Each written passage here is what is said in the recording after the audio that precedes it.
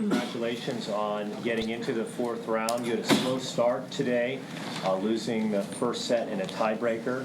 What, in your opinion, accounted for that slow start, and what allowed you to turn things around? You had some difficulty breaking Leo, I think it was 13 times, and finally you were able to do it on the 14th time. I don't want to contradict you, but for me it was not a slow start. Okay. It was the slow start of converting break points. Because when you have that many break points, you created the opportunities more than usual. So if you are able to convert one, two of them, probably we will talk about another story, because that's the real thing. No? Then you don't make it. Of course, the opponent is a good player. You arrive to the tiebreak. He plays. I make a mistake. He played well. He had some good serves, and you lost the tiebreak. And of course, when you see that you lost a set that you had triple more opportunities than your opponent, then of course you are in trouble, no? And at the beginning of the second, yeah, I had break points again, but it's true that he had 115-40. But yes, after that, finally I converted one at the 14th opportunity. So after that, the match was completely different. Rafa, with some big names not in the tournament and a couple of upsets, do you think some of these guys who you don't often see in the third round of the major are extra inspired going forward? And does that put more pressure under you and Roger, where everyone's talking about the semifinal between you guys and stuff? I'm going to be very honest. I don't think about that. No, I just think about my next match, and I just think about trying to play well. No, don't think about who is there, who is not there. No.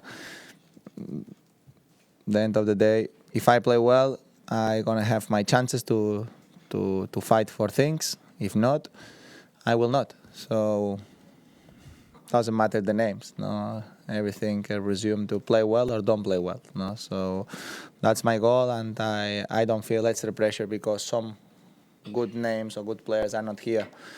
My pressure are always the same. The motivation that I have to do it well in an event that I love, that I played well in the past, and I always had a great connection with the crowd. No? So that's my pressure. The rest of the things, I don't think much about this.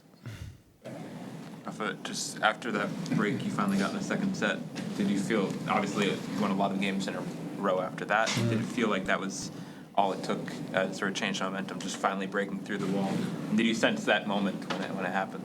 Yeah, of course. You are under stress when you see that you have opportunities almost in every game and you are not able to convert it. So yeah, of course, when finally I did it,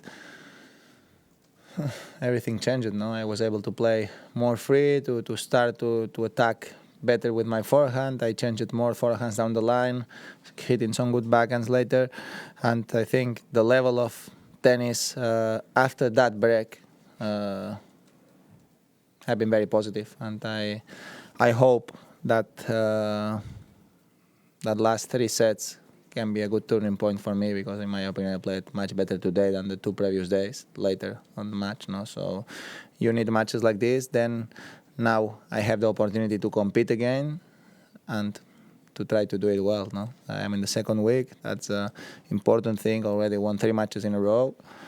That's important news for me. I know I have a tough opponent out there now, tricky one, because he's going to play aggressive, and he's very tough, and he has a lot of talent, and he's playing well because he won easy today, and against Beric he played well too. So going to be a tough one.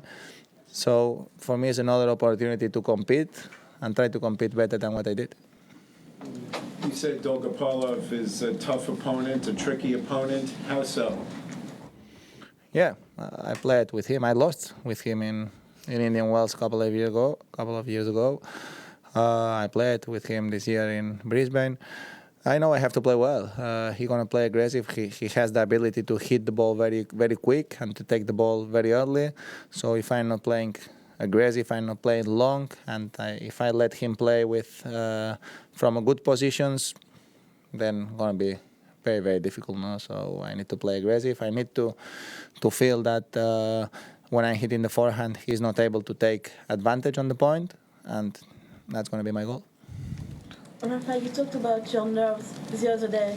Do you feel it was the same today? Do you feel it's getting better as long as the matches are developing, the tournament is developing, or you still feel nervous more than usual? No, later not. No. After, but at the beginning, of course, you get nerves when you don't convert opportunities. Of course, no. So it's a little bit of everything. No, a little bit unlucky too, because at the end of the day, the opponent can miss one break point. So if I make the break point, then probably everything change a lot, no? Because I calm down and I am able to play much better. That's something like happened later, no? So if that happens earlier in the match, probably that effect will happen quicker too, no? And I will be able to win maybe in straight sets, but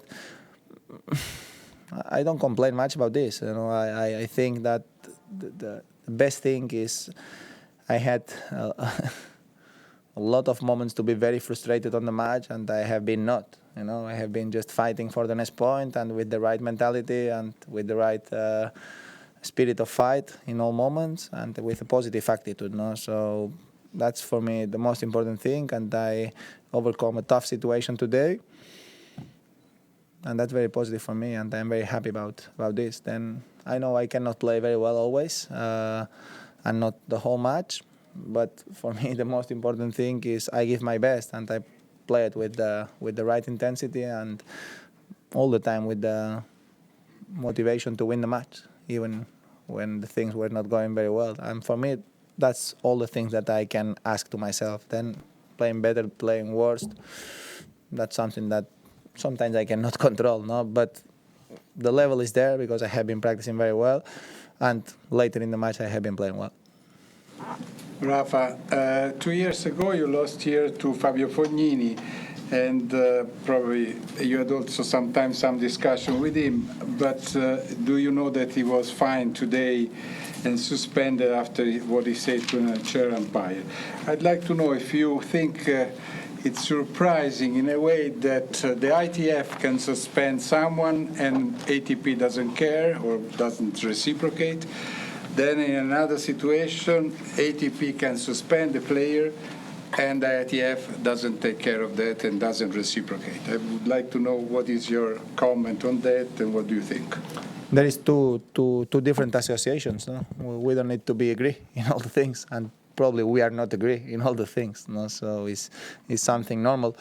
I don't see. I really, honestly, I didn't see what happened with Fabio. I cannot say something or. If you insult the umpire, what do you think? Of course, it's not a positive thing. No? Of course, if you are not doing the right things on the court, of course you need to be in some way affected. No, but at the same time, it's true that things can be made happen earlier because I believe that he played 2 matches after that match. No, 2 doubles matches.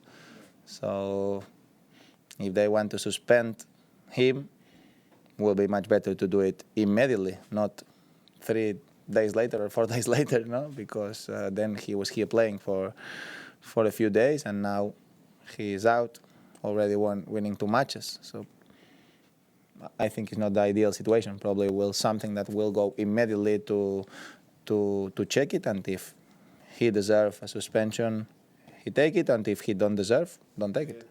Through translations, they had to see what he said, how in Italian, that was the reason why it took some time, I guess.